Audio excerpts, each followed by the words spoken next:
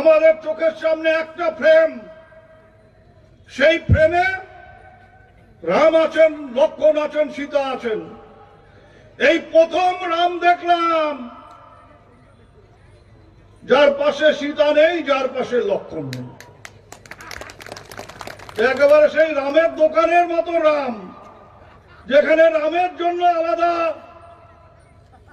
তাক করা আছে, সেখানে শুধু আলাদা রাম, আর একটা তাকে হয়তো হুইস্কি আছে।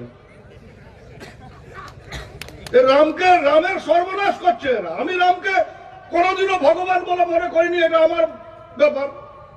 কিন্তু আমি এটা বলি না যে রাম ভগবান না, কেউ ভগবান বলে মনে করতে পারেন। আমি কালী পুজো করি, আমি দুর্গা পুজো করি, পুজো করি মানে ঠাকুরের সামনে গেলে একবার প্রণাম করি। আমার মনে পড়ছে না কোনোদিনও যে রামের মূর্তির সামনে আমি কখনো প্রণাম করেছি। কারণ আমার বাড়িতে কেন, আমার আশেপাশে, আমার প্রতিবেশী, আমার আত্মীয় কারো বাড়িতে রামের মূর্তি ছিল। আমরা রামকে কখনো ভগবান বলে চিন্তা করিনি। আমরা রামকে জানতাম তিনি হচ্ছে দশরথের পুত্র, পিতৃসত্য রক্ষা করবার জন্য 14 বছর বনবাসে